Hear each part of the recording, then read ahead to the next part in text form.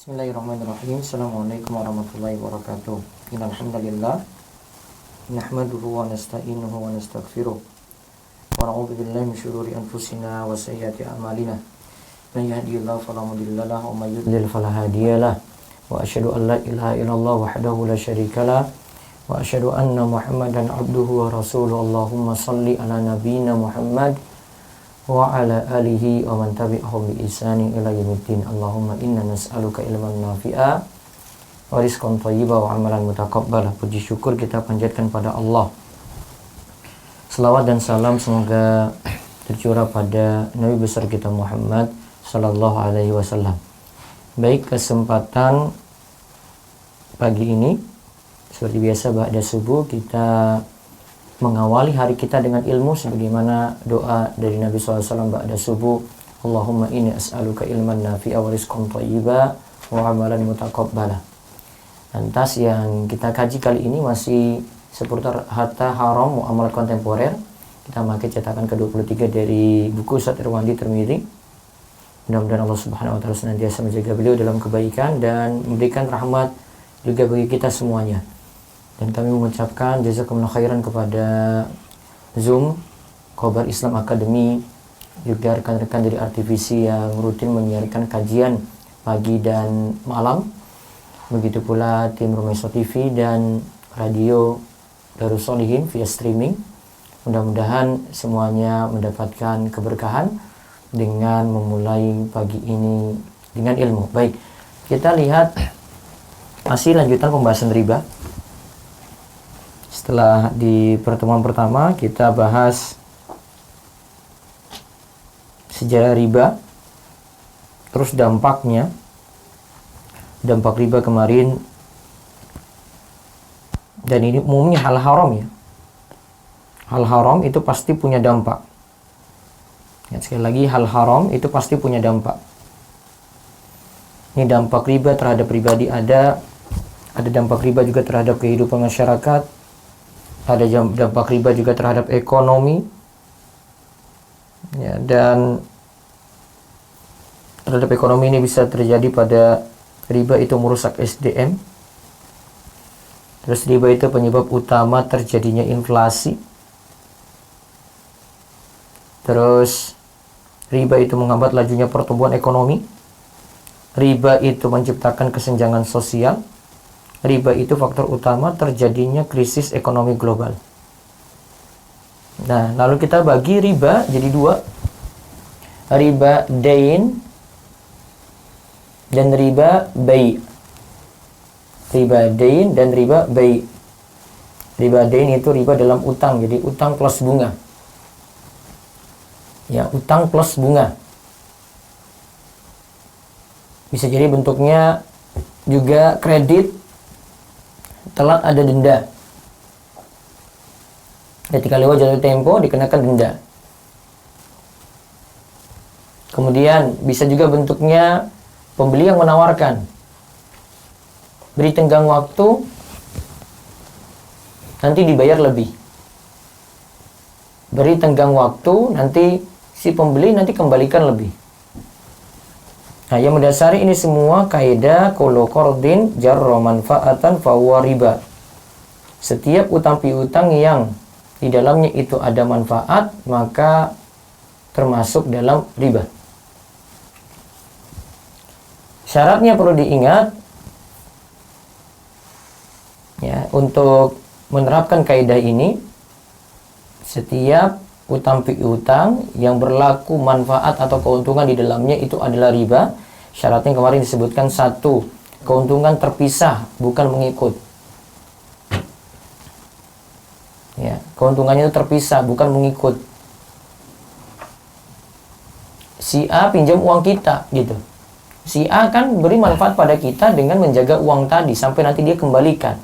Kita dapat manfaat, namun itu sifatnya manfaat ini mengikut, bukan terpisah. Bukan seperti utang plus bunga, itu terpisah.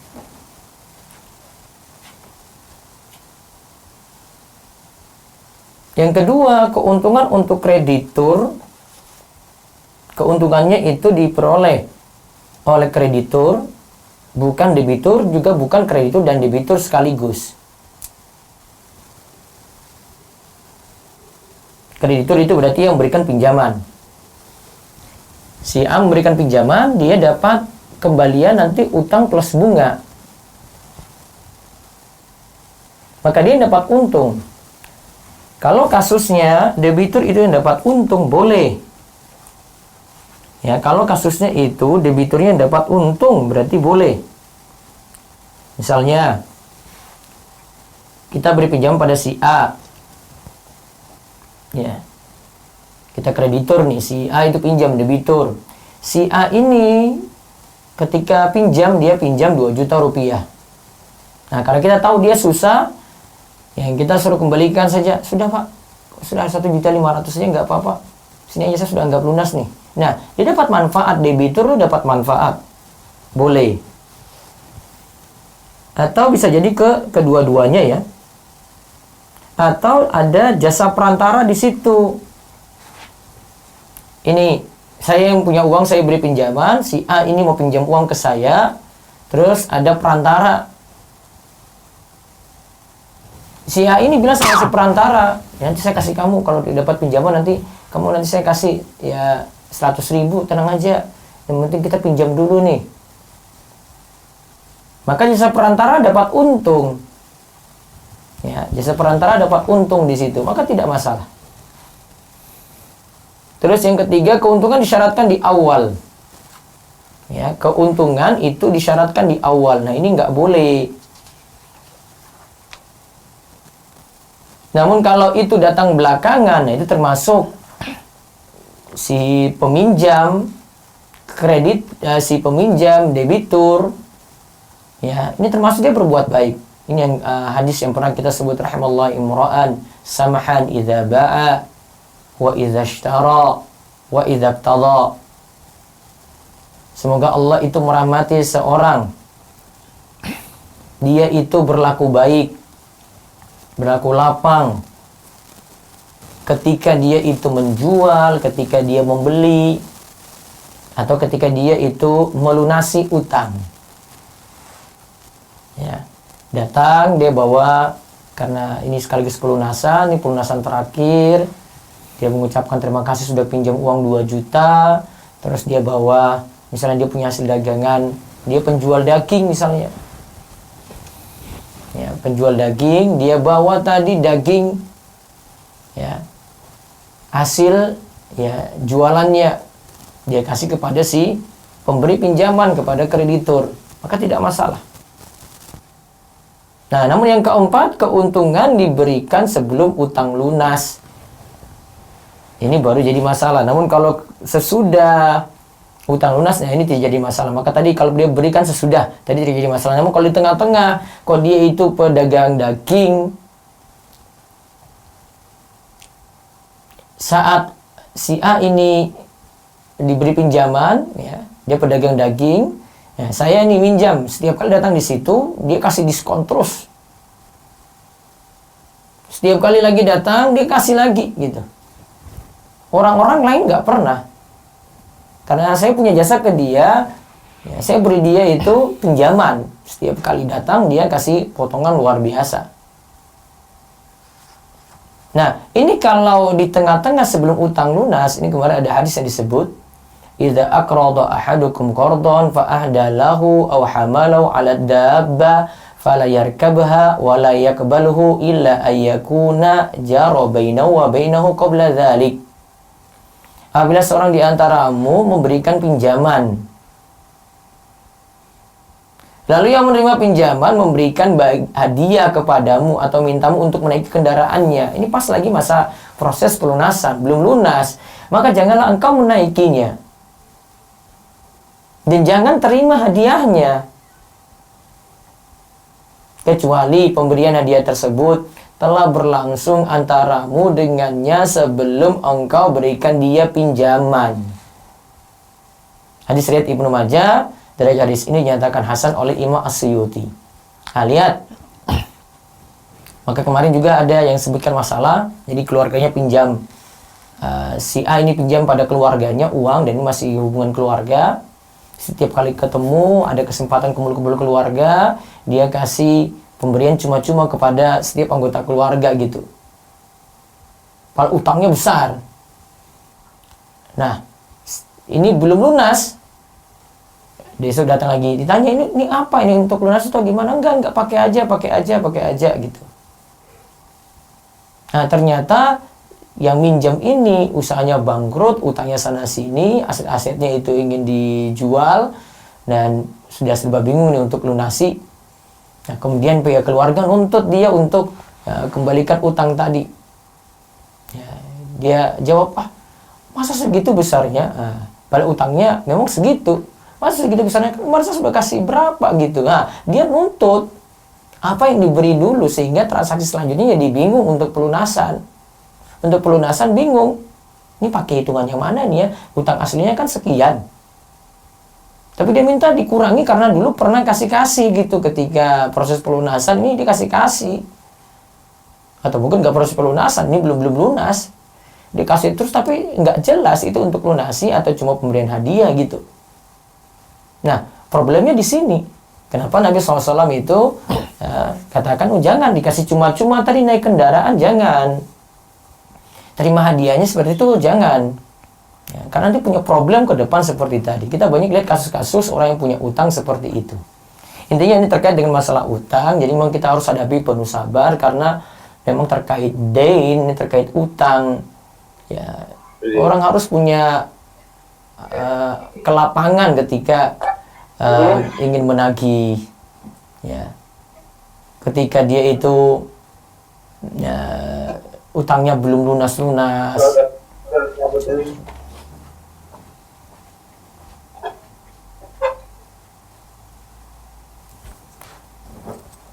utangnya itu belum lunas-lunas, ya, dia bingung gimana ini nagih kepada yang pinjam gitu. Ya sana susah, saya juga butuh uang. Ya memang risiko seperti itu ya. Ekonomi Islam itu seperti itu, seperti yang kemarin Ustaz Irwandi jelaskan ketika bantah teori-teori orang kafir kemarin. Memang seperti itu resiko ekonomi Islam itu. Di mana terdapat sisi ukhrawi. Jadi ketika pinjamkan memang ada sisi pahala di situ. Jadi bukan kita kasih bunga karena yang si pemberi pinjaman itu merasa rugi di sini, bukan. Ada sisi ukhrawinya. Dia bantu orang, nolong orang, dia lihat orang yang susah begitu. Ketika ini belum bisa dilunasi, ya sudah, dia sabar-sabar di situ sampai nanti si pemberi pinjaman itu bisa memberikan pelunasan. Nah, sekarang kita lihat dua pembahasan kapan riba dain, utang piutang itu dibolehkan, apa ada. Terus baru kita lihat tentang bunga bank. Ya, baca. Kapan riba dain boleh dilakukan? Berbeda dengan gharar yang dibolehkan dengan nisbah sedikit, riba dain tetap diharamkan walaupun jumlahnya hanya sedikit.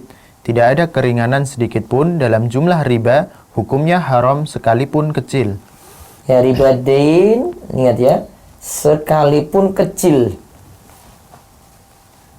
Riba dain, riba utang piutang ini sekalipun kecil. Sedikit saja. Maka tidak ada keringanan. Ya, tidak ada keringanan. Ya, terus. Imam Malik berkata, adapun riba selamanya wajib dikembalikan dan tidak dibolehkan baik banyak maupun sedikit. Nah, utang itu selamanya wajib dikembalikan dan tidak dibolehkan baik banyak maupun sedikit. Sedikit saya tidak boleh. Ya, terus. Al-Baji, wafat tahun 474 Hijriah, berkata, membuat persyaratan pertambahan dalam utang adalah riba, meskipun sedikit, dan tidak ada perbedaan pendapat para ulama bahwa setiap pertambahan utang itu adalah riba. Nah, terus Ibnu Qudamah berkata. Ibnu Qudamah berkata, riba diharamkan, baik jumlah uang ribanya banyak maupun sedikit. Ya, terus para peserta simposium. Para peserta simposium ekonomi Islam di Qatar sepakat riba mutlak diharamkan. Tidak ada perbedaan antara riba yang dilakukan dalam jumlah besar atau kecil. Ya, terus. Juga berbeda dengan gharar yang dibolehkan jika berkaitan dengan hajat. Orang banyak akan transaksi tersebut. Riba dain tetap diharamkan sekalipun transaksinya dibutuhkan oleh orang banyak. Kecuali dalam keadaan darurat, riba dain boleh dilakukan dengan ketentuan mengangkat sebuah darurat. Juga berbeda dengan goror yang dibolehkan jika berkaitan dengan hajat orang banyak, yang tersebut riba dain tetap diharamkan. Ingat ya, kalau goror, ada kan yang dibolehkan kemarin kita bahas, ini jika sangkut pautnya dengan hajat orang banyak. Kemarin misalnya Ustaz Irwandi disinggung, telur itu kan tidak nampak isinya. Ya, telur itu tidak nampak isinya, ini bagus dalamnya atau tidak. Namun, ketidakjelasan ini tertutupi karena ada hajat, kebutuhan orang banyak. Maka, jadi dibolehkan. Ya, ini masuk ya goror yang dibolehkan. Tapi kalau riba dain tetap diharamkan sekalipun transaksinya dibutuhkan oleh orang banyak. Ini ingat ya. Tadi sudah kecil saja tidak boleh. Begitu pula dalam riba dain ini dibutuhkan sekalipun oleh orang banyak. Ini jadi hajat orang banyak. Ya, misalnya semua pada pengen utang ya. Jadi hajat orang banyak.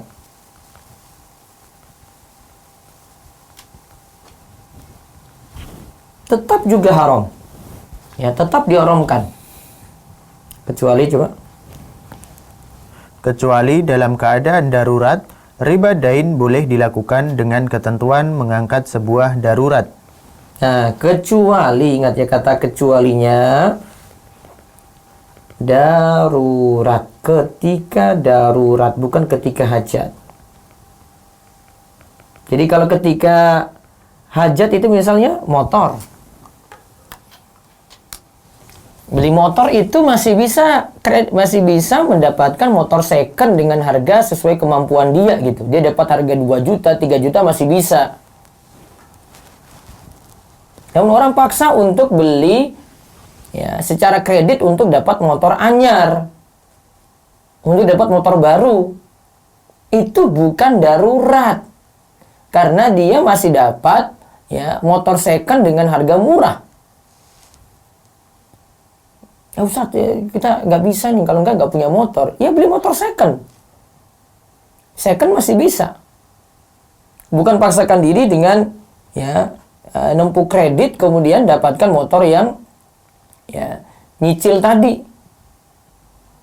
Itu bukan darurat. Ya, masyarakat kita nggak paham seperti ini. Maunya ya tempuh saja. Mau yang sudah ngaji juga. Ya, nggak paham kalau itu adalah riba. Ya, terus. Hal ini karena riba dain merupakan riba yang diharamkan atas asas maksud atau tujuannya dan bukan diharamkan hanya karena dapat mengantarkan kepada sesuatu yang diharamkan atau tahrim wasail. Nah, kalau goror itu nanti tahrim wasail ya. Ada ketidakjelasan, nanti timbul cekcok, timbul permusuhan seperti judi itu. Ya. Namun kalau riba ini langsung pada maksudnya, riba itu diharamkan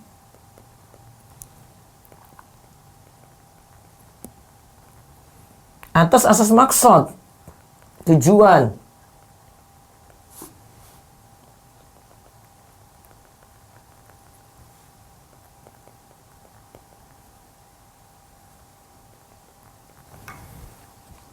Dan bukan diharamkan hanya karena wasail.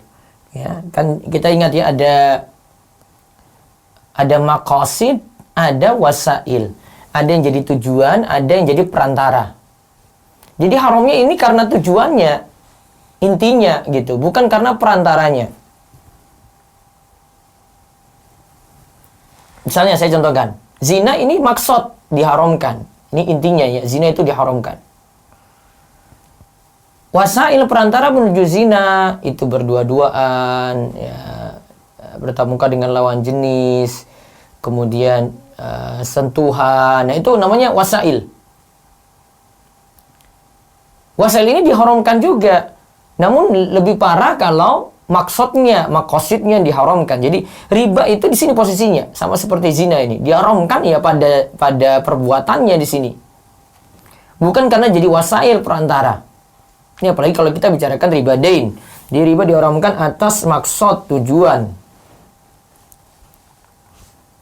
Bukan wasail. atau perantara.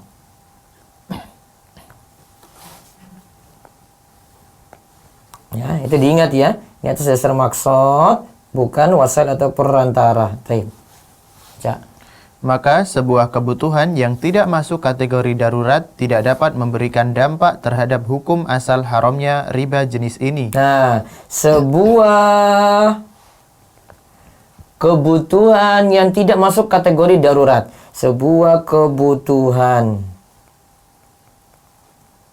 yang tidak masuk darurat. Nah, ini bukan darurat.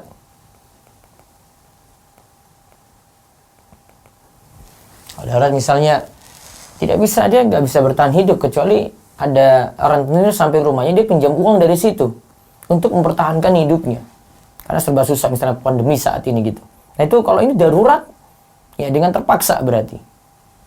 Maka sebuah kebutuhan yang tidak masuk kategori darurat tidak dapat memberikan dampak terhadap hukum asal haramnya riba. Ya riba tetap haram kalau bukan darurat. Jadi riba tetap haram kalau bukan darurat. Ya, terus Ibnul Arabi wafat tahun 453 Hijriah berkata, apabila sesuatu diharamkan karena zatnya, maka sebuah hajat tidak berpengaruh terhadap hukum haramnya. ya, Ibnul Arabi itu mengatakan idza nuhiya an syai'in bi'ainihi lam tu'athir fihi al-hajah. Apabila sesuatu itu diharamkan karena zatnya, sesuatu diharamkan karena zatnya, maka sebuah hajat tidak dapat berpengaruh terhadap hukum haramnya. Jadi ini kalau zatnya ada ya, sesuatu diharamkan karena zatnya, maka sebuah hajat tidak berpengaruh. Namun kalau darurat masih bisa. Terus Kecuali darurat dapat membolehkan riba dain berdasarkan firman Allah, wa qad fassala lakum ma harrama 'alaikum illa ma turirtum ilaihi. sesungguhnya Allah telah menjelaskan kepada kamu apa yang diharamkannya atasmu, kecuali apa yang terpaksa kamu melakukannya. Al-An'am 119. Nah, ini kalau dalam keadaan terpaksa darurat. Terus Ibnu Asyur wafat tahun 1393 Hijriah berkata, langsung artinya, sesungguhnya riba dain digolongkan riba yang diharamkan atas asas maksud tujuannya. Hajah, kebutuhan di bawah darurat, tidak dapat melegalkan riba ini, karena ancaman Allah sangat keras terhadap pelakunya. Tidak ada pengecualian dan beragam kerusakan yang ditimbulkan riba. Riba jenis ini hanya dilegalkan dalam keadaan darurat. nah, riba dain itu hanya dilegalkan sekali lagi dalam keadaan darurat. Terus Syekh Ibnu Bayyah hafizahullah berkata, nah, langsung artinya, sesuatu yang dilarang atas asas maksud atau tujuannya tidak dapat dilegalkan kecuali kondisi sangat darurat. Contoh larangan ini riba dain. Ibnu Taimiyah berkata, riba dain lebih berat dosanya daripada perjudian. nah, lihat ini ya, riba dain lebih berat dosanya daripada perjudian. Jadi lebih parah riba dain. Terus Namun perlu diingat bahwa darurat adalah kondisi di mana orang yang berada dalam kondisi ini akan binasa atau hampir binasa bila dia tidak melakukan hal yang diharamkan tersebut. nah, lihat ya, darurat itu jika tidak ditempuh akan binasa.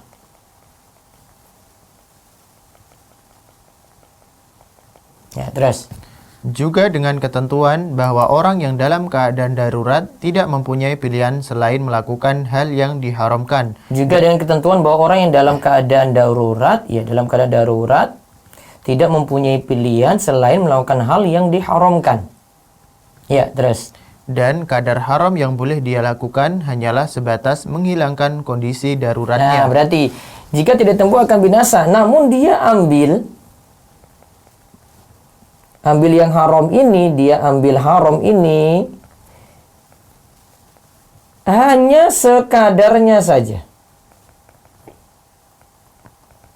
Lihat ya, hanya sekadarnya saja. Misalnya nih, tadi ya, di masa pandemi, orang ini butuh pinjaman. Hanya bisa lewat rentenir yang ada samping rumahnya, nggak ada jalan lain lagi. Kebutuhan dia untuk mempertahankan hidup misalnya, dia butuh 200.000. Maka sebatas itu saja yang boleh dia pinjam. Dia tidak boleh ambil 1 juta. Sudahlah sekalian saya 1 juta lah, nggak apa-apa. Ya. Oh enggak, karena hanya sekadar saja. Ad-daruratu tuqaddaru biqadariha. Keadaan darurat itu ditakar sesuai kebutuhan. Ya, keadaan darurat itu ditakar sesuai dengan kebutuhan. Kalau kebutuhannya cuma segitu, ya sudah segitu. Nggak bisa dipaksakan lebih, nggak bisa. Terus. Apabila kriteria di atas tidak terpenuhi, maka kondisi tersebut belum dapat dinamakan darurat dan tidak berhak mendapatkan keringanan untuk melakukan pinjaman dengan riba. Nah, terus Mungkin yang dapat dijadikan contoh untuk darurat yang memenuhi kriteria yaitu pertanyaan yang pernah diajukan kepada Syekh Al-Munajjid bahwa seseorang akan dilakukan operasi pada lambungnya. Nah, dia mau operasi nih ya. Terus Akan tetapi, dia tidak memiliki biaya yang cukup untuk itu. Apakah boleh dia meminjam ke bank konvensional dengan jaminan gajinya? Dengan jaminan gajinya dia pinjam ke bank konvensional. Ya, berarti nanti dipotong dari gajinya. Syekh menjawab, menurut pendapat sebagian para ulama dalam kondisi yang ditanyakan ini, engkau boleh meminjam dengan cara ribawi. Jika kondisimu sampai pada tahap darurat dan berat dugaan bahwa operasi akan berguna bagimu dan menghilangkan penyakitmu, dan kondisimu ini tidak dapat ditunda sampai engkau mendapatkan pinjaman tanpa riba, atau Allah memberkahimu rizki yang memberikanmu rizki yang baik. Nah, taib. Kita lihat, ini butuh operasi. Kalau dengan operasi ini, dia bisa mempertahankan hidupnya. Dan itu butuh biaya. Dan cuma jalan satu-satunya pinjam ke bank konvensional. Maka kalau itu jalan satu-satunya boleh. Kalau itu keadaannya darurat dan berat dugaan bahwa operasi ini itu akan berguna dan menghilangkan penyakit tadi. Maka kondisi tadi saja dibolehkan. Namun lihat ya tadi ya, tuqaddaru biqadariha, sesuai kadarnya saja. Nah, sekarang kita lihat bentuk-bentuk riba dain. 4.6.1.1. Kalau tadi kita baru lihat kaidah umumnya ya, 4.6 ya, pembagian riba. Sekarang rincian dari riba dain. Dalam sistem perekonomian, perbankan dan keuangan modern, riba dain banyak dijumpai di antaranya. Sekarang sudah masuk contoh-contoh riba dain. Pertama, bunga bank, interest, ya baca. Bunga bank, bunga atau interest yaitu imbalan yang dibayar oleh peminjam atas dana yang diterimanya. Bunga dinyatakan dalam persen. Bunga bank atau interestnya.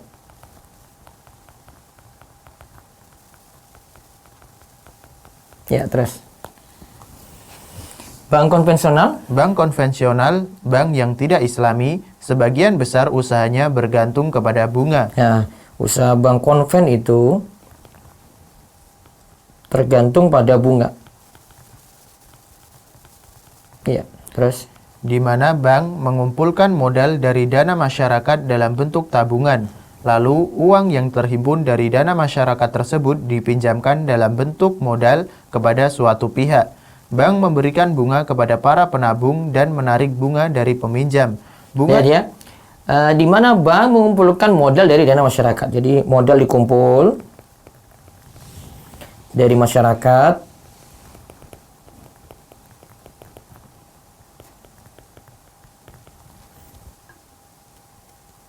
Terus, lalu uang yang terhimpun dari dana masyarakat tadi, ini ada uang yang terhimpun dari dana masyarakat tersebut dipinjamkan dalam bentuk modal kepada suatu pihak. Ini dipinjamkan. Itu kan dari dana masyarakat tadi dipinjamkan ke suatu pihak, ya, individu ataupun lembaga. Terus, bank memberikan bunga kepada para penabung dan menarik bunga dari peminjam. Untuk yang penabung itu dikasih bunga. Bank memberikan bunga kepada para penabung. Penabung itu dapat bunga. Penabung dapat bunga.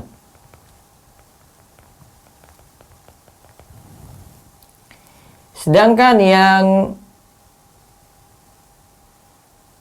kemudian dari peminjam itu ditarik bunga. Peminjam ini ditarik bunga. Jadi kembalikan utang itu lebih.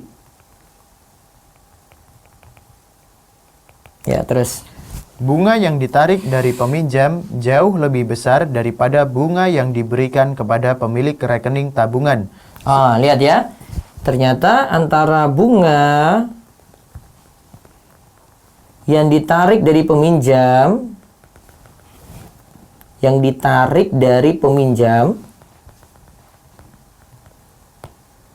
ini lebih besar bunganya dibanding bunga yang diberi pada penabung. Ingat ya. Baik, terus. Selisih dari dua bunga, peminjam dan penabung merupakan laba yang diperoleh bank. Nah, selisih inilah yang nanti jadi keuntungan bank.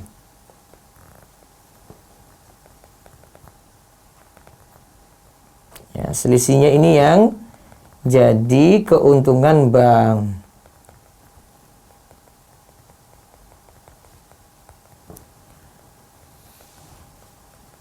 Terus. Hukum bunga bank. Bunga yang ditarik bank dari pihak yang diberikan pinjaman modal atau yang diberikan bank kepada nasabah pemilik rekening tabungan hukumnya haram dan termasuk riba. Ya, bunga yang ditarik bank dari pihak yang diberikan pinjaman modal. Jadi ada bunga yang ditarik tadi. Yang ditarik dari peminjam modal itu haram. Terus. Atau yang diberikan bank kepada nasabah pemilik rekening. Bunga yang dikasih ke penabung juga haram. Terus.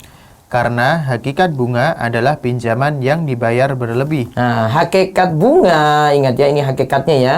Hakikat bunga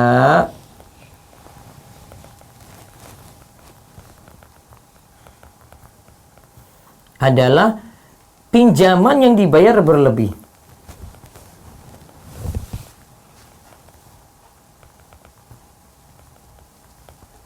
Pinjaman yang dibayar berlebih. Ya, terus. Bank memberikan pinjaman kepada pengusaha dalam bentuk modal. Pinjaman tersebut harus dikembalikan dalam jumlah yang sama ditambah bunga yang dinyatakan dalam persen atau denda yang ditarik bank dari pihak peminjam jika terlambat membayar pada tempo yang telah ditentukan. Ini jelas-jelas sama dengan riba kaum jahiliyah. Jadi, tadi yang ditarik dari peminjam itu utang plus ada persenan, kemudian tambah lagi denda kalau telat bayar. Terus. Menabung di bank sekalipun dinamakan simpanan, akan tetapi dalam pandangan fikih akadnya adalah pinjaman. Nah, lihat ya. Menabung di bank sekarang. Menabung di bank. Akadnya itu apa? Apakah kita naruh berarti simpan? Menabung di bank itu bukan simpan, namun akadnya itu memberi pinjaman. Ya, akadnya itu memberi pinjaman. Maka statusnya adalah qardun. Ya. Statusnya itu adalah qardun terus.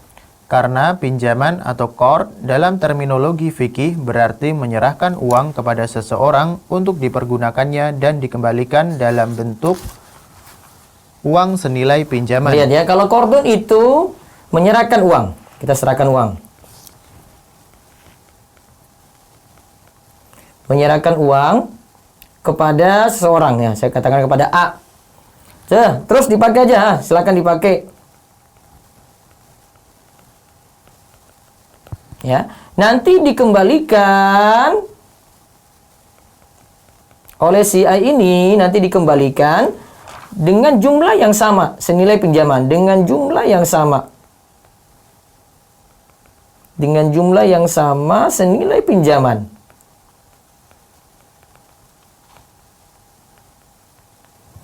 Ya. Dengan jumlah yang sama. Tuh lihat tuh. Ingat ya qardun ya. Qardun itu kita menyerahkan uang kepada A. Pakai silakan pakai aja. Nah, nanti kembalikan kan ini 1 juta, nggak uang itu lagi kan, dia cari 1 juta tadi, kemudian kembalikan dengan jumlah yang sama. Oh, 1 juta pinjam, kembalikan 1 juta lagi. Nah, terus pengertian qard ini sama dengan tabungan, di mana uang tabungan yang disimpan di bank digunakan oleh bank, kemudian bank mengembalikannya kapan dibutuhkan oleh penabung dalam bentuk penarikan uang tabungan. Nah, qard inilah yang tadi sama dengan tabungan. Jadi tabungan itu bukan wadiah, bukan simpanan, ya. Jadi ini bukan simpanan. Jadi tidak sama tabungan itu dengan simpanan karena pihak bank itu memutar uang tadi. Terus akad ini tidak dapat dikatakan wadiah atau kan? simpanan. Akad ini tidak dapat dikatakan simpanan atau wadiah. Terus kenapa? Lihat. Karena para ulama mengatakan seperti yang dinukil oleh Ibnu Utsaimin rahimahullah dalam Syarhul Mumti ini jilid ke-10 ya, silakan. Para ahli fikih menjelaskan bahwa bila orang yang menitipkan uang memberikan izin kepada yang dititip untuk menggunakan, maka akad wadiah berubah menjadi akad qard. Nah, nitip. Ya, maka wadiah tadi berubah jadi qard. Berubah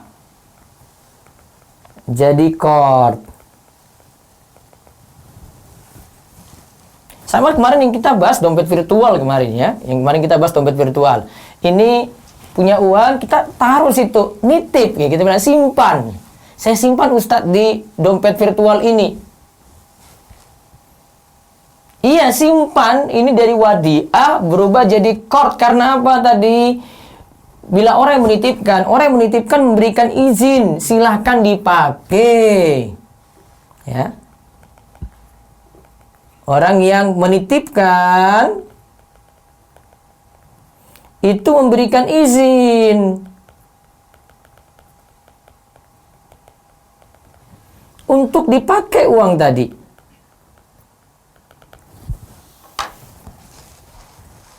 Ya. Jadi nggak taruh gitu saja.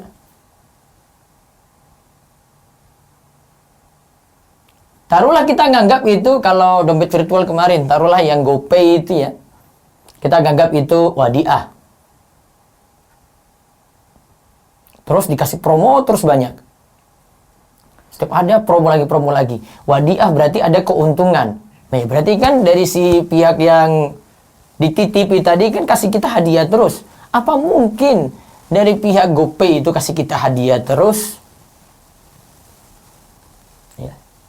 Apa mungkin kasih hadiah terus? Enggak. Itu enggak, diizinkan dipakai. Nah, silahkan pakai. Itu kan maksud kita ketika nitip di situ. Nah, terus bila hakikat menabung. Bila hakikat menabung di bank adalah akad pinjaman atau qard, maka pinjaman tidak boleh dikembalikan berlebih. Bila dikembalikan berlebih dalam bentuk bunga, maka bunga ini dinamakan riba. Kaidah fikih menyatakan kullu qardin jarra manfaatan fahuwa riba. Setiap pinjaman yang memberikan keuntungan bagi pemberi pinjaman adalah riba. Nah, lihat. Kan tadi dia memberikan si penabung ya, yang simpan uang di situ kan dapat keuntungan dari yang tadi kita sebut bunga yang diberikan kepada peminjam. Peminjam ini ketika kembalikan, debiturnya ketika kembalikan harus kasih bunga. Kan yang nabung ini, yang punya simpanan di situ, ya, yang punya tabungan di situ, itu kan dapat keuntungan dari utang piutang yang tadi kita sebut, keuntungan bagi pihak ya kreditur, ya itu dikatakan riba. Bukan kalau pada debiturnya ya, bukan pada debiturnya. Gitu. Terus. Hukum bahwa bunga bank sama dengan riba merupakan keputusan seluruh lembaga fatwa, baik yang bertaraf internasional maupun nasional, sehingga bisa dikatakan ijma. Ya, sehingga bisa dikatakan ijma untuk saat ini. Terus. Pada tahun 1965 dalam Muktamar Islam kedua di Kairo yang dihadiri oleh 150 ulama, dari 35 negara Islam telah diputuskan bunga bank dalam segala bentuknya adalah pinjaman yang Ya, bertambah. pinjaman yang bertambah. Terus. Hukumnya adalah haram karena termasuk riba. Tidak ada perbedaan antara pinjaman konsumtif atau produktif. Nah, pinjaman konsumtif artinya cuma sekadar pakai saja. Saya pinjam sini, saya mau beli HP, mau makan, mau gaya, mau traveling, ya, konsumtif. Ada yang produktif, pinjam untuk usaha, modal usaha. Namun kembalikan lebih, itu bukan dia mudorobah, bukan. Kalau kemarin kalau mudorobah kita sudah singgung, walaupun nanti akan dibahas oleh Ustaz Irwandi juga ya. Mudorobah itu beri modal, namun modalnya tidak dijamin karena usahanya itu bergerak, bisa untung, bisa rugi gitu. Tidak boleh dijamin harus kembali sekian gitu, enggak. Harus saya dapat tiap bulan 2 juta pokoknya. Oh enggak boleh. Itu namanya menjamin. Mudorobah itu modal tidak dijamin. Maka kemarin sudah disinggung kalau dia pun itu akad syirka, mudorobah, namun akadnya seperti itu, maka berubah jadi kordon. Ya, ini untuk produktif tadi ya, untuk modal usaha, suruh kembalikan lebih. Terus riba diharamkan? Riba diharamkan baik persentasenya banyak maupun sedikit. Nah, yang sedikit tadi sudah kita bahas. Terus Dan akad pemberian pinjaman yang disertakan dengan bunga juga diharamkan. dan akad pemberian pinjaman yang disertakan dengan bunga juga diharamkan. Nah, ini ada syarat kalau telat kena denda. Ya. Ada syarat kalau telat itu kena denda. Ya, terus. Pada tahun 1976 Masehi, dalam Muktamar Ekonomi Islam Sedunia di Mekah Al-Mukarramah yang dihadiri oleh 300 lebih para ulama dan ekonom dari berbagai negara, menekankan kembali haramnya bunga bank. Pada tahun 1983 Masehi, dalam Muktamar Bank Syariah Sedunia di Kuwait juga ditekankan kembali haramnya bunga bank. Terus pada tahun 85 lagi, sudah tahun 65, 76, 83, tahun 85 lagi ya. Pada tahun 1985 Masehi, Majma' Al-Fiqih Al-Islami, Divisi Fikih Oqih mengadakan muktamar yang dihadiri oleh ulama perwakilan negara-negara anggota Oqih memutuskan setiap penambahan dalam pengembalian hutang atau bunga atau denda karena keterlambatan pelunasan hutang, begitu juga bunga yang ditetapkan persennya sejak dari awal transaksi, hal ini adalah riba yang diharamkan syariat Islam. Ya, terus. Pada tahun 1986 Masehi, Al-Majma' Al-Fiqih Al-Islami, Divisi Fikih Rabithah Alam Islami, menfatwakan segala bentuk bunga hasil pinjaman adalah riba dan harta haram. Nah, ini lihat ini kumpulan ulama besar ketemu tahun 65, 76, 83, 85, 86. Terus fatwa haramnya? Fatwa haramnya bunga bank sangat jelas. Akan tetapi ada saja orang-orang yang berusaha menghalalkannya dan terkadang ia menggunakan dalil agama. Di antara dalil yang mereka gunakan adalah 1. bahwa riba yang diharamkan hanyalah riba yang berlipat ganda, berbeda dengan bunga bank yang hanya sekian persen. Allah berfirman, Ya ayyuhalladzina amanu la ta'kulur riba ad'afan mudha'afah. hai orang-orang yang beriman, janganlah kamu memakan riba dengan berlipat ganda. Ya, Al-Imran. tanggapan. Ya, Al-Imran ayat 130. Ayat ini turun menjelaskan larangan riba. Di antara bentuk riba jahiliyah, yaitu bila jatuh tempo pelunasan hutang 100 dinar, misalnya, dan peminjam belum mampu melunasi, maka hutang dijadwal baru dan dibayar tahun depan sebanyak 200 dinar, dan begitu seterusnya hingga peminjam melunasinya. Terus dalam ayat di atas? Dalam ayat di atas tidak ada penjelasan bahwa riba hanyalah yang berlipat ganda. Bahkan sebaliknya, di ayat yang lain Allah menjelaskan bahwa bila seseorang bertaubat dari riba, ia hanya boleh menarik jumlah uang yang ia pinjamkan dan tidak boleh lebih dari itu. Jika dia tobat dari riba, dia hanya boleh mengambil uang yang ia pinjamkan, tidak boleh lebih daripada itu. Allah berfirman, wa in tubtum falakum ru'usu amwalikum la tazlimuna wa la tuzlamun. Dan jika kamu bertaubat dari pengambilan riba, maka bagimu pokok hartamu. Kamu tidak menganiaya dan tidak pula dianiaya. Al-Baqarah 279. Ya, terus? Dalam beberapa hadis juga dijelaskan bahwa seberapapun keuntungan dari pemberian pinjaman adalah riba. Nah, seberapapun, mau sedikit maupun banyak, karena suruh kembalikan ru'usu amwalikum saja. Berarti sedikit pun tidak boleh dia manfaatin. Lalu, 2. Orang yang berusaha menghalalkan bunga bank berdalih bahwa riba diharamkan dalam akad pinjaman karena ditarik dari orang miskin yang membutuhkan pinjaman untuk menutupi kebutuhannya. Adapun bunga yang ditarik oleh bank adalah bunga yang ditarik dari pengusaha kaya, maka bunga yang dibebankan kepada pengusaha merupakan sebuah keadilan sebagai imbalan dari dana yang digunakannya.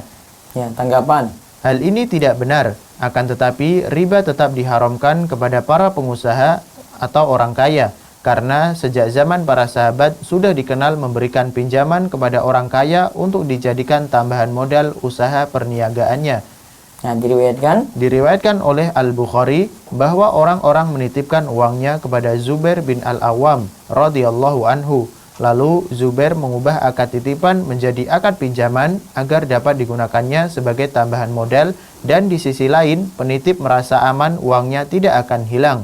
Berbeda dengan titipan murni atau wadiah, karena penerima titipan atau wadiah tidak menjamin jika uang yang dititip hilang di luar kesengajaan. Ya. Hal ini tidak benar, akan tapi riba tetap diharamkan pada pengusaha juga, karena sejak zaman para sahabat sudah dikenal memberikan pinjaman kepada orang-orang kaya. Ya. Untuk dijadikan tambahan modal usaha perniagaannya. Coba lihat cerita di sini dari Zubair bin Al-Awwam. Zubair itu mengubah akad titipan menjadi akad pinjaman saja, agar dapat digunakannya sebagai tambahan modal. Kalau titip berarti kan nggak dipakai. Kalau ini dia bisa pakai ya, dia sebagai tambahan modal, dan sisi lain penitip merasa aman, uangnya tidak akan hilang karena dipinjam.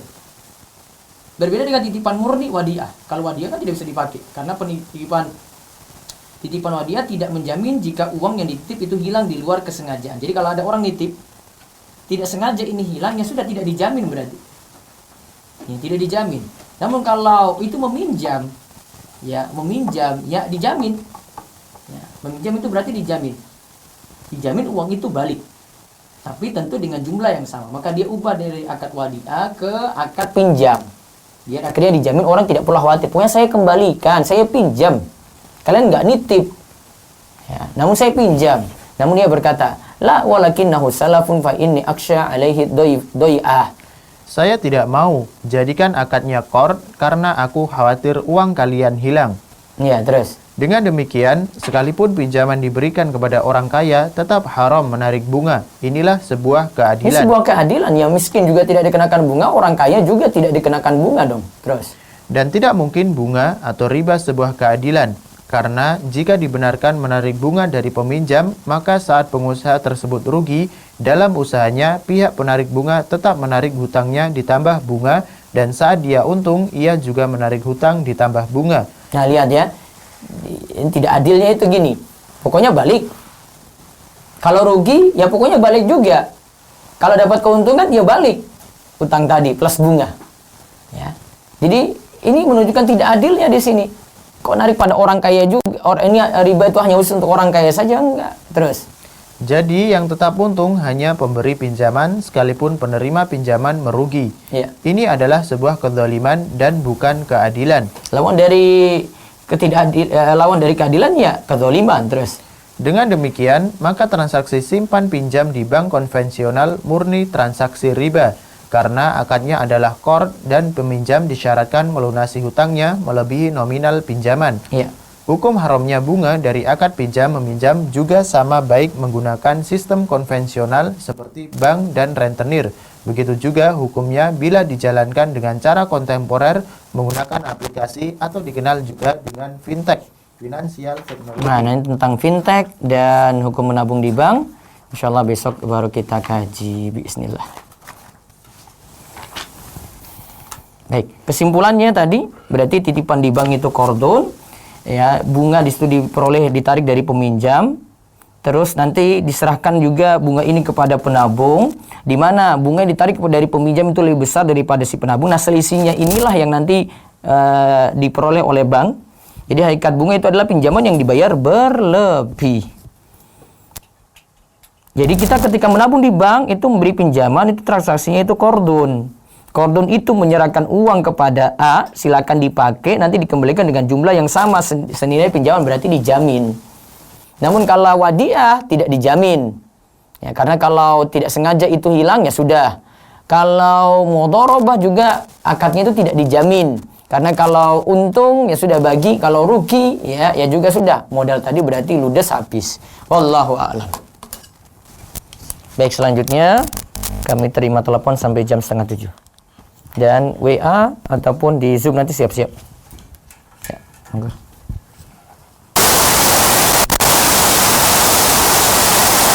Yang tentang ini dulu, Bang aja Bang.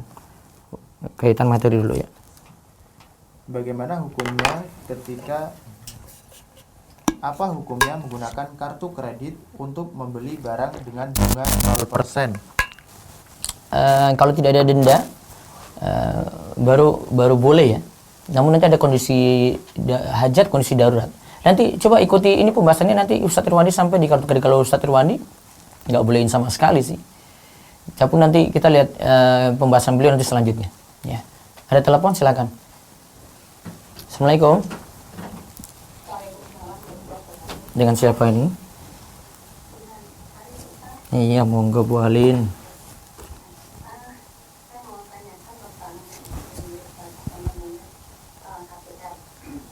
Ya.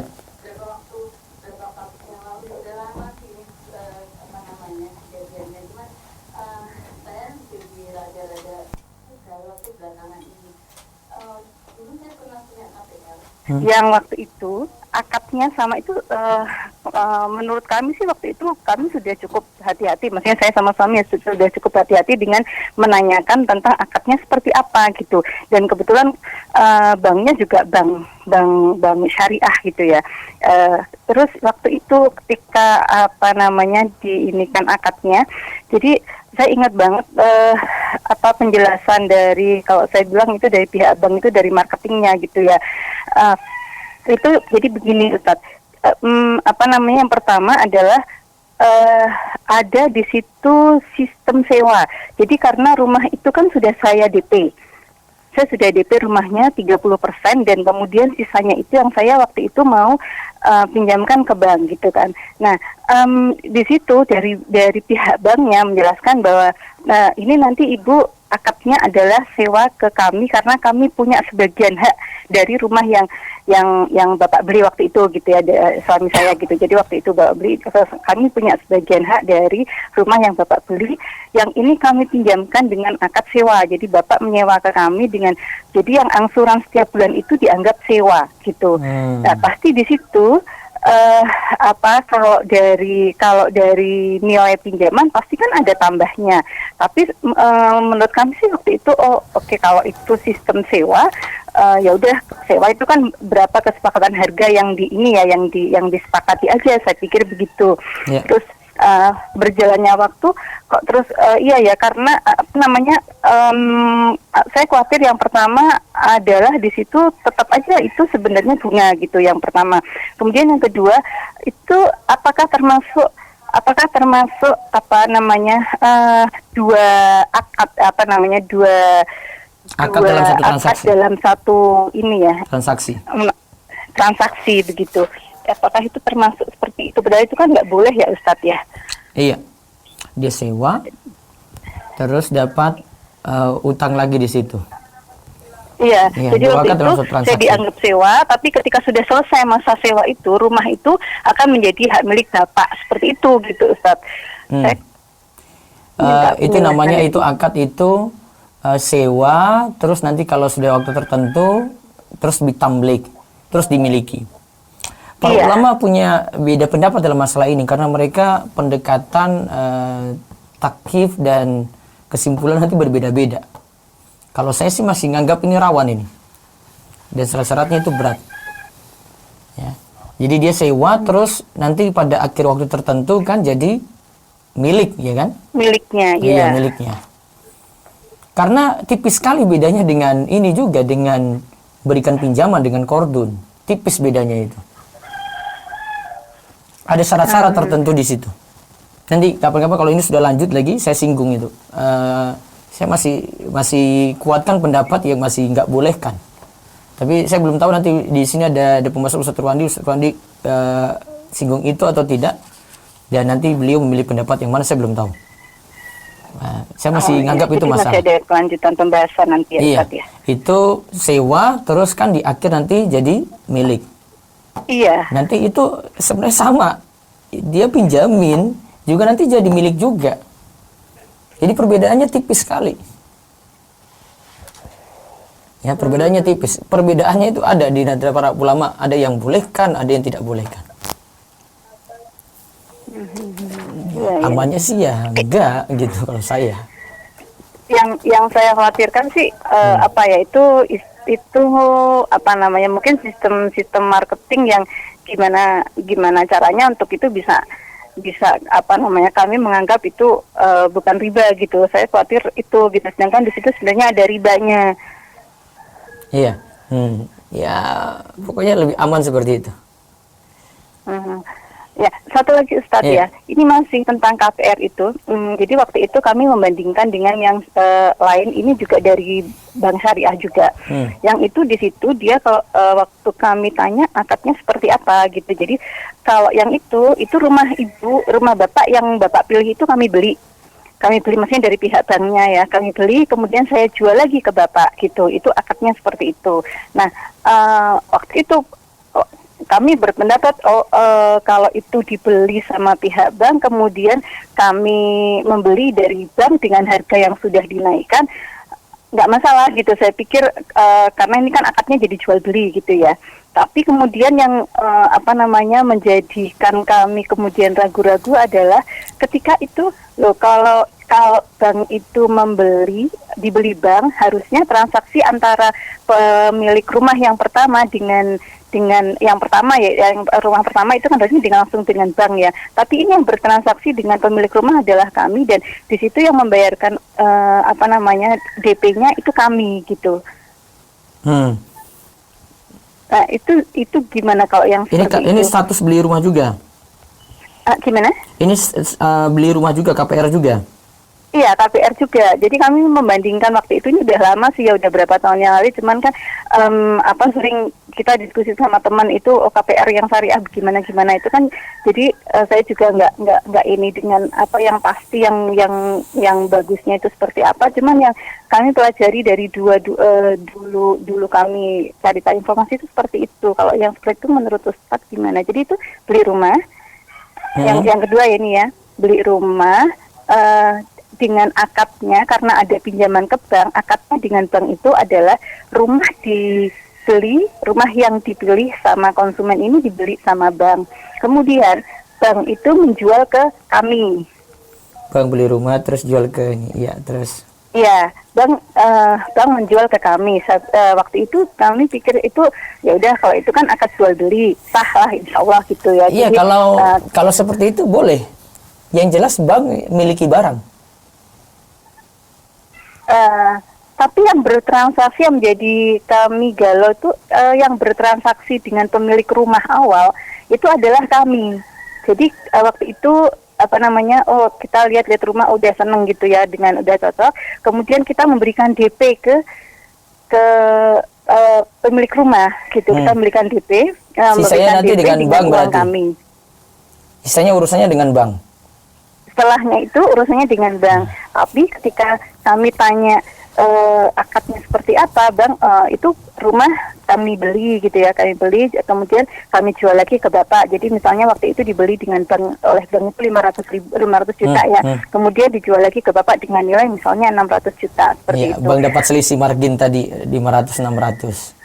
Iya. Gitu. Kalau Ya, ininya kuncinya sih, cuma di situ, bank itu benar nggak miliki barang. Gimana Ustadz? Kuncinya cuma bank itu benar nggak miliki barang.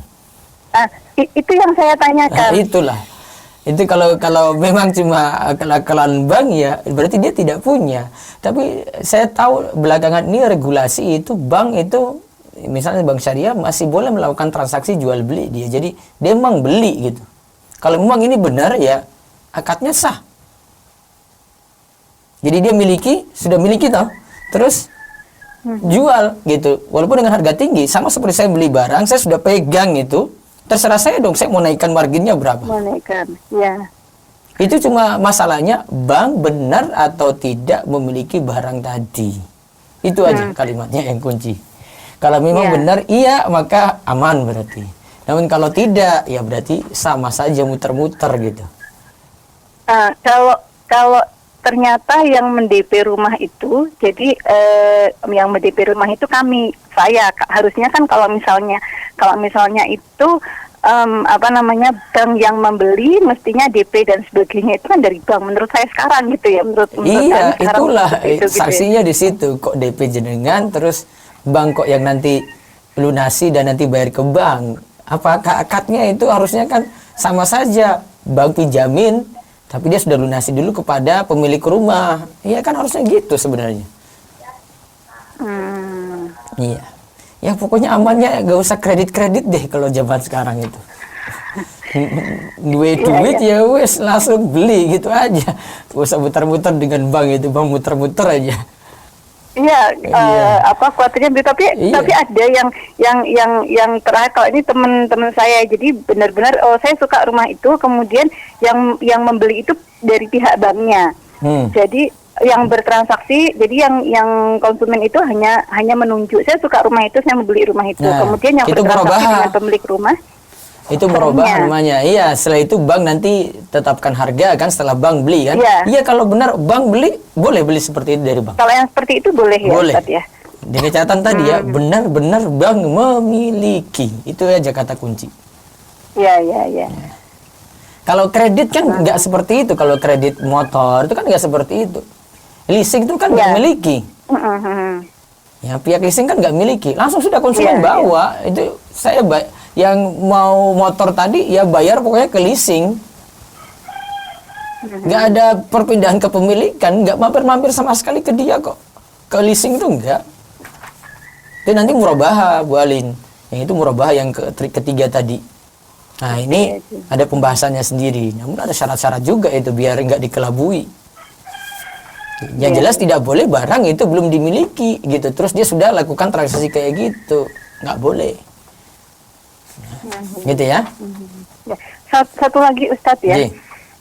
Ini tentang berapa waktu yang lalu kan yang sebelumnya, yang pertama kalau nggak salah ya Ustadz, itu singgung masalah yang apa namanya, riba kecil-kecilan di tingkat RT, tingkat RW seperti itu. Itu karena kasus di kampung saya, makanya saya paham banget.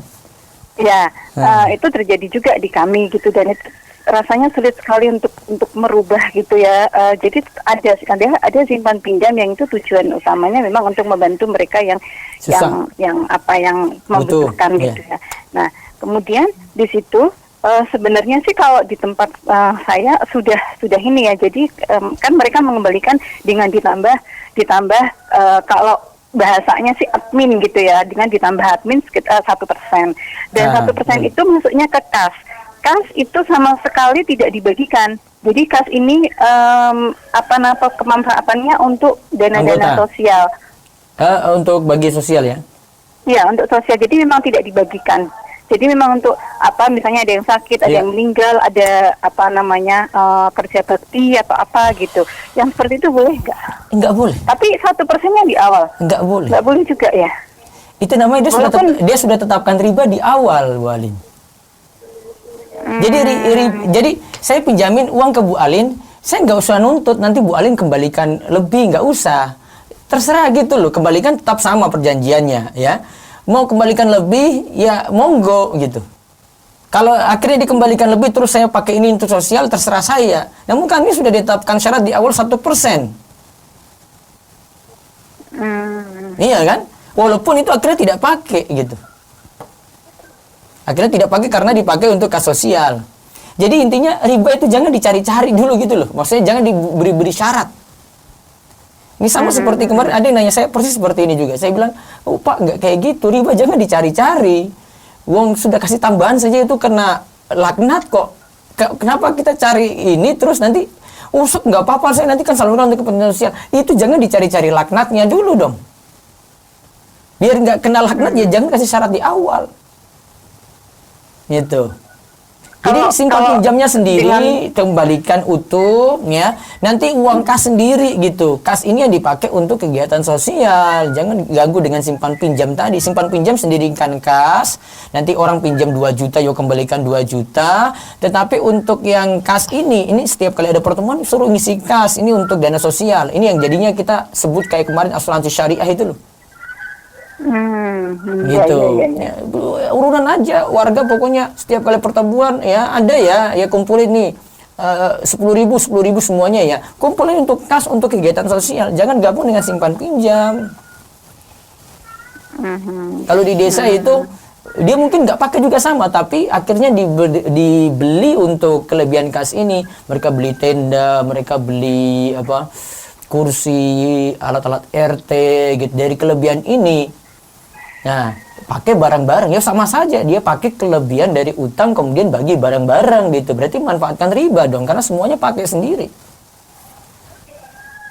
Jadi nggak ada syarat-syarat di awal 1% itu hilangkan. Mau aman ya simpan pinjam sendiri, terus nanti kas yang untuk kegiatan sosial sendirikan lagi. Ini nggak apa-apa yang kas sosial ini ditetapkan setiap kali pertemuan berapa itu boleh. Kan kesepakatan untuk kepentingan bersama, sama seperti kemarin kita bahas yang asuransi syariah itu. Iya. Gitu ya. Ya. Ya, cukup Alim. Ya. Jazakallah khair. Waalaikumsalam. Assalamualaikum Waalaikumsalam warahmatullahi wabarakatuh. Baik, selanjutnya dari Zoom, monggo. Silakan dari Zoom.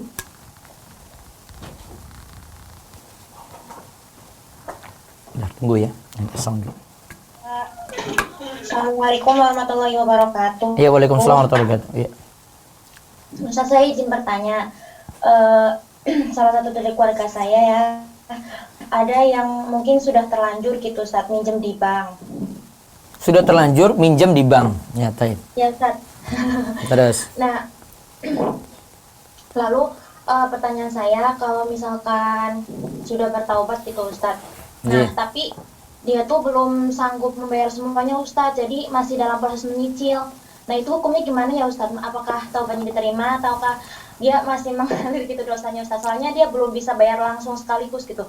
Dan apakah ada solusinya Ustaz untuk menghindari riba dari utang tersebut? Nggak ada solusi kecuali segera lunasi. Iya. Jadi nggak apa-apa Ustaz kalau misalkan masih dalam proses pelunasan gitu. Dia bisa lunasi segera nggak? Kalau misalkan dia pinjem dari yang lain gitu Ustaz, misalkan Pinjam dari bank lain lagi untuk nutup, nggak boleh. enggak, bukan dari bank, misalnya kayak pinjem dari keluarga lain atau teman gitu yang tidak ada bunganya gitu. Iya, kalau ada yang mau kasih dan dia amanat. Jangan-jangan nanti dia pinjam orang lain, nutupi itu, yang ini urusan dengan ini dia nggak mau lunasi. Karena kalau dengan bank takut kena bunga, akhirnya dia bayar rutin. Kalau yang ini cuma keluarga aja, nanti besok terus gitu. Harus amanat juga. Ya memang riskan orang pinjam uang itu. Baik Ustaz. Ya, timbang-timbang baik-baik gitu dia. Dia pinjam amanat enggak? Kalau lewat bank, kalau perasaan saya itu orang kalau pinjam lewat bank karena dia mau kena bunga maka dia lunasi terus dengan segera gitu. Tapi kalau dia pinjam nggak ada bunga, dia santai-santai aja. Sebagian orang kayak gitu. Ya. Jadi saran saya pokoknya lunas. Cari cara bagaimana aset dijual gitu. Kemudian ini sebenarnya kan ada aset yang bisa nutupi utang itu, tapi dia sifat orang itu wa tuhibbunal mala hubban jamma. Orang itu benar-benar sangat cinta pada harta nggak mungkin keluar. Ya, harta itu sulit keluar itu. Makanya sodakoh itu untuk membuktikan sidiknya orang yang mau keluarkan harta. Karena memang asal harta itu orang sulit keluarkan. Sama dengan orang punya utang juga. Asetnya ada, mau lunasi ini ada.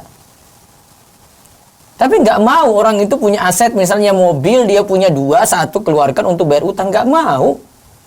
Itu rata-rata sifat manusia itu. Ya, jadi saran saya asetnya dijual untuk lunasi ini paling cepat, biar selesai masalah dong. Kepikiran terus ya, iya. Bilang seperti itu. Satu lagi boleh Ustaz? Iya. Jadi kan mungkin anak-anak zaman sekarang gitu ya Ustaz, ada di Shopee gitu, kayak permainan gitu Ustaz, kayak permainan. Jadi dia itu setiap hari kayak menyirami tanaman gitu Ustaz, nanti dia keluar koin.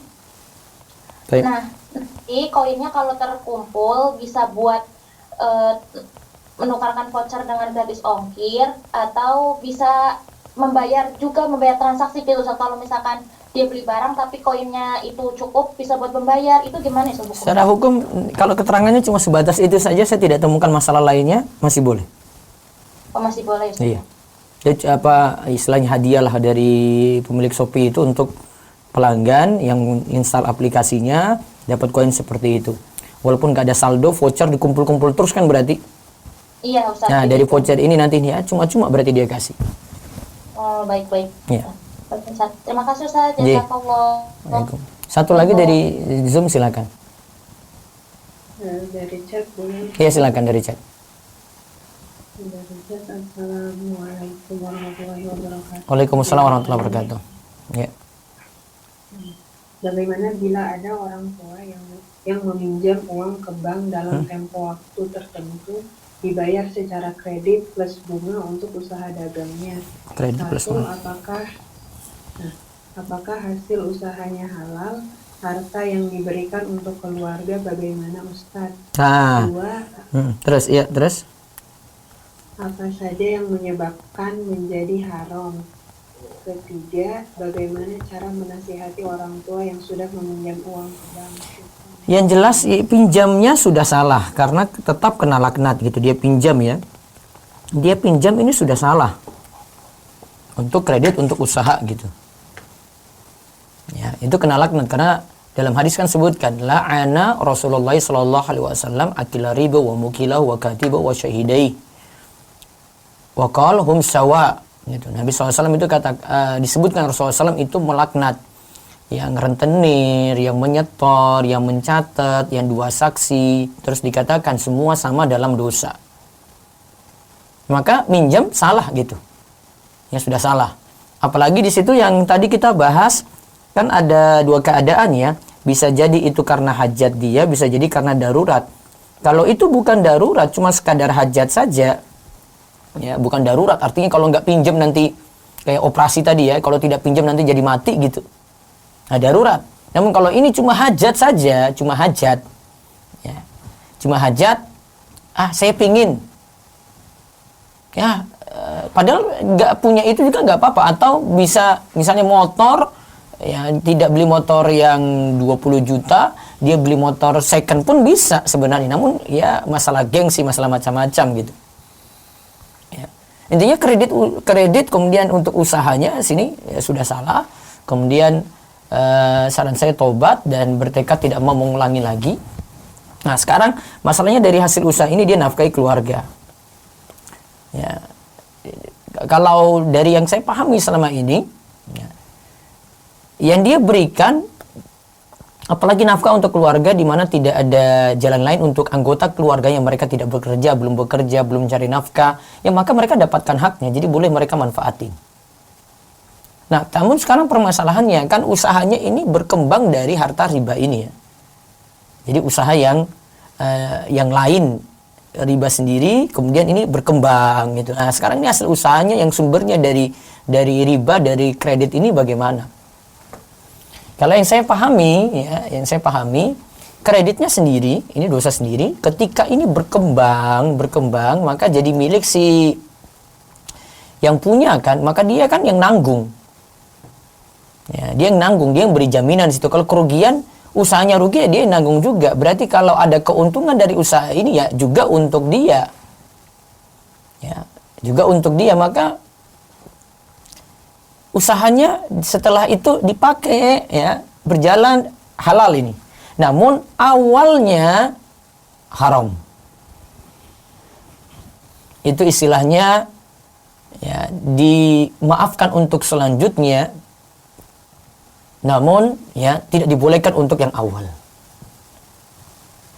Nah, ini yang jadi perhatian. Namun ini nanti ada pembahasan yang tadi ditanyakan, ini nanti insya Allah akan ada terakhir. Ustaz Wandi tentang masalah pemanfaatan haram ini, ada yang tumbuh dari yang haram ini, beliau kalau tidak salah nanti akan letakkan ini terakhir. Namun jawaban saya seperti itu untuk sementara. Yang saya pahami dari saya punya tulisan juga tentang ini, ada dana riba berkembang jadi usaha gitu ya. Usaha ini halal untuk dia, namun dari awal yang salah. Ya, wallahu a'lam. Baik, satu lagi baru saya berpindah ke WhatsApp. Monggo. Bu Yuni Winarsi, silakan Bu. Ibu Yuni.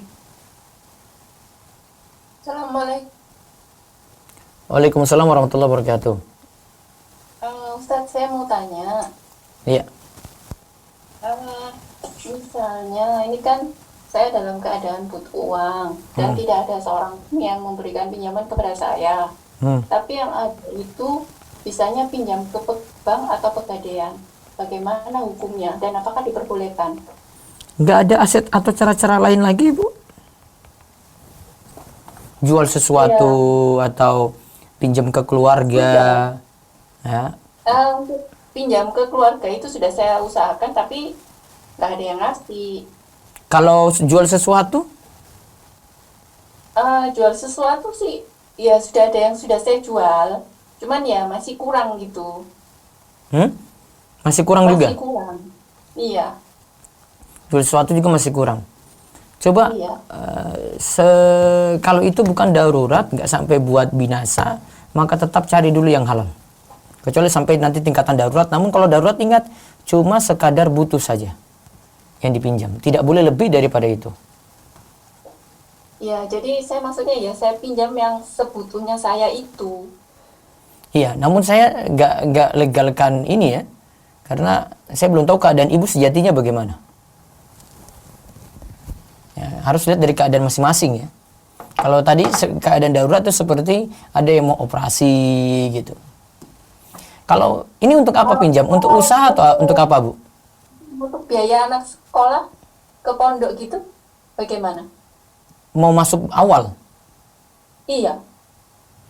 Apakah saya urungkan niat saya jadi saya sekolahkan di ya mungkin di MTSN gitu supaya untuk daripada saya pinjam ke bank. Iya, kalau saya saranin kayak gitu ya. Karena kita akan sekolahkan anak sesuai kemampuan kita juga. Oh, jadi seperti itu ya, Ustaz? Iya. Makanya saya tanya sampai ke sini karena saya ingin tahu itu dibutuhkan untuk apa. Ya, kalau itu cuma kebutuhan bukan pokok ya enggak. Karena masih bisa diturunkan. Kayak tadi saya cerita motor itu orang nggak selamanya butuh motor baru. Untuk dia pakai kendaraan, motor second pun bisa. Tapi kan masalah gengsi, masalah macam-macam faktornya, mereka tetap menuntut untuk yang mahal sehingga kredit. Ya, jadi timbang-timbang lagi, Bu. Saran saya seperti itu. Ustaz, ada satu lagi. Ya. Saya kan pengurus ini ya, koperasi di keluarga. Ya. Cuman untuk memberikan penjelasan ke keluarga itu supaya untuk apa tidak memberikan bunga itu sebaiknya bagaimana ya, Ustaz? Agar tidak memberikan bunga. Karena kan nih di koperasi itu kan ditetapkan untuk apa bunganya itu misalkan katakanlah 5% gitu ya. Iya. Dan nanti bunganya itu akan dikembalikan lagi ke anggota-anggotanya. Nggak Maksud boleh. saya itu untuk supaya tidak ada bunga itu memberikan penjelasan ke saudara-saudara yang lebih tua itu bagaimana? Iya, harus diberikan penjelasan, Bu. Harus ada yang ngomong. Ini baiknya ini nggak boleh, ini masuk riba nih. Kita sama saja kalau himpun, walaupun nanti untuk kita ya bagi-bagi riba juga. Gitu. Untuk kalau yang disyariatkan dalam Islam tuh seperti apa ya? Ya pinjam segitu, kembalikan segitu. Jadi nanti saya jelaskan ke saudara-saudara itu bahwa kita ini ada simpan pinjam, tapi tidak ada bunga, begitu. Iya. Kemudian nanti kalau mereka menuntut kayak biasanya kan, kalau tiap tahun kan mesti ada sisa hasil usaha seperti itu gitu. Itu bagaimana? Ya itulah. Sebenarnya itu buat kita jadi malas ya, kemarin kata Ustaz Ruhandi di sini ya. Dapat untung tapi cuma orang pinjam saja, kita tidak kerja, tidak mutar uang gitu. Ya memang tipe orang malas dari si riba ya dari situ. Ya bagi hasilnya tadi itu bagi hasil riba, bukan bagi hasil usaha. Usaha nggak ada kok. Makanya saya juga merasa seperti itu, tapi untuk Iya harus. Kalau saya sarankan ya ngomong, harus ada yang ngomong. Kalau enggak ibu nggak ikut gitu. Oh berarti kan saya nggak apa, di dalam arisan keluarga itu saya nggak ngikut, kan nanti ini sama keluarga. Ya itulah. Nggak salah. Ya tetap beri saran amar ma'ruf nahi munkar, ini kan cuma untuk keluarga saja gitu. Dia terlalu dipaksa juga ya. Saya sih sebenarnya ini apa? Insya Allah sih mau ngomong ke mereka semua. Cuman ya nanti terjeleknya itu hati. Iya. Kayak nanti dianggap Kayak gitu. alim lah, terlalu. Bukan soal alim, kita ingin hindarkan diri dari yang haram. 1 dirham dari riba itu tetap parah daripada zina. Gitu ya? Cukup? Baik. Baik. Ustaz. Baik, yang Zoom. Ada lagi belum, Ustaz? Cukup kayak apa? Tanya apa lagi, Bu? Singkat aja. Begini, saya kan punya alat musik, tapi saya hancurkan, dilarang oleh suami. Bagaimana, Ustaz? Diam-diam hancurkan saja. Bagaimana nanti kalau malah? Kalau marah ya sudah, simpan di mana gitulah, simpan di gudang atau di mana gitu. Iya. Baik, Ustaz, Baik. terima kasih. Jazakumullah khairan, Ustaz. Waalaikum. Baik, Zoom cukup ya. Yang dari WA terakhir 1 saja. Ustadz, bagaimana dengan hukumnya KPR rumah dengan beranggapan bahwa itu darurat karena kita Enggak darurat, sewa rumah masih bisa. KPR bukan darurat. Ada yang mati gara-gara nggak ikut KPR, bisa beritahu ke saya nanti. Ya, bisa sewa rumah, ya bisa numpang di rumah mertua, bisa numpang di rumah orang tua. Memiliki KPR nggak darurat. Saya sampai saat ini ya numpang di rumah mertua, ya nggak ada KPR-KPRan, numpang di rumah mertua, nggak ada masalah untuk saya, kemampuannya segitu, ya sudah. Wallahu a'lam. Baik, kita cukupi, insyaallah besok lagi, biar penasaran besok hadir, dan mudah-mudahan Allah beri taufik dan hidayah untuk kita meninggalkan riba, untuk kita meninggalkan yang haram, dan senantiasa bertakwa kepada Allah. Subhanakallahumma bihamdika, asyhadu an la ilaha illa anta, astaghfiruka wa atubu ilaik. Assalamualaikum warahmatullahi wabarakatuh.